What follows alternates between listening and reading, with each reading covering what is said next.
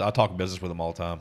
So it's like with his Legos and stuff, I try to take, and so he was really into Legos. He's built some amazing Lego projects. So I found the guy in Vegas, and he builds like these awesome Lego creations.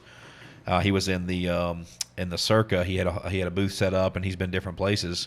But one of his hockey things he just did was for a restaurant was $10,000. So literally, he goes in. He used to work for Disney, but he goes in and he'll build whatever Lego setup you want, life size, and they range from $5,000 to $50,000. So like I introduced Daniel to him, and just to give him an idea of, hey, like this thing that you do that's a hobby that you're interested in, I think is very educational. I think Legos are a great idea for everybody. But then you also can make money with this too. Yeah. And so I kind of showed him that.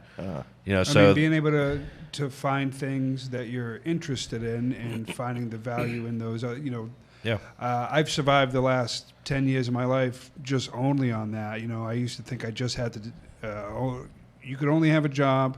So kind of hobbies and the things I like fell by the wayside because there was no money in it. And then when I realized, well, there are ways to make money doing things that you actually enjoy. Letting them know that pretty early is pretty important, I think. No, it is. So imagine this is how the conversation somewhat went like. I said, son, what did this Lego thing that I wanted him to build? I was like, what does it cost? And he goes, oh, well, Dad says it right there on the thing.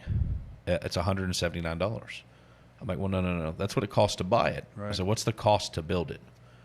Right? And at the time we had this conversation, he was 9. Mm-hmm. He's like, well, what do you mean? I'm like, well, how many hours is it going to take you to build this? And he's like, I don't know. I was like, why don't you time it? So he timed the build. It was 41 hours, right? And not straight, obviously. And I was like, okay, how much do you get paid an hour when you work for Dad? Right? Yeah. You just took 41 hours to build this thing. So you have to add in something even though you're doing something you enjoy. Mm-hmm. If I would have bought that myself to build it, my 41 hours is worth much more than his, right? Yeah. I can't take 41 hours to do that. Even if I wanted to right now, I couldn't do it. So we have to factor in something for your time, right? And I was like, this is how businesses work. There's the cost of the product, let's say a piece of wood, right? The construction materials. There's the cost of the materials, but then you have to add something for the labor, and that labor rate accumulates over time based on the experience of that individual. And the more they perfect their craft, right? That's how it is in everything, right? Yeah. So when I showed him that, like it took him going through it a few times to fully get it, and then there becomes what can you charge, right? And so like he's starting to learn that part of it too. Yeah. Like even though I pay you $10 an hour for this thing, we can't charge $500 for this Lego creation. You're not a famous person. We can't sell artwork for $500,000 yet.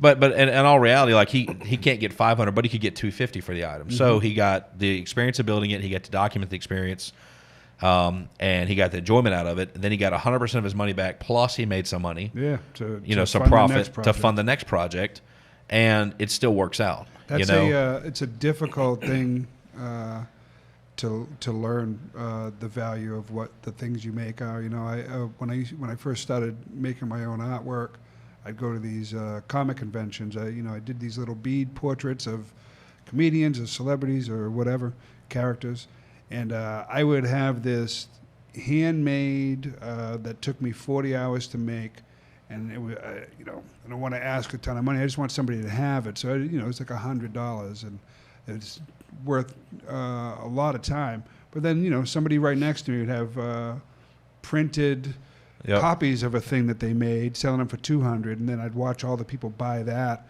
and it used to make me crazy. And then somebody explained it to me. It's like they are valuing it higher, and they think it's worth more. Worth more. Just because of that, yeah.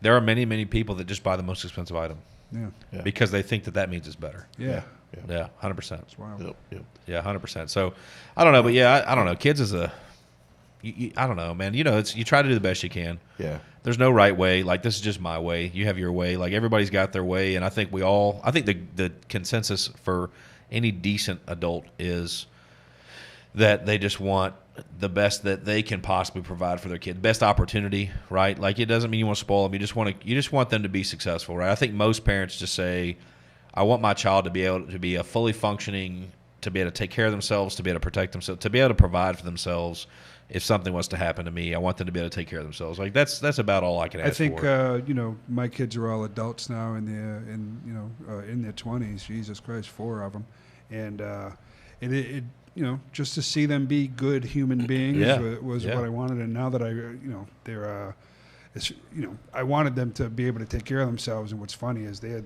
all in much better positions than they did it really quickly.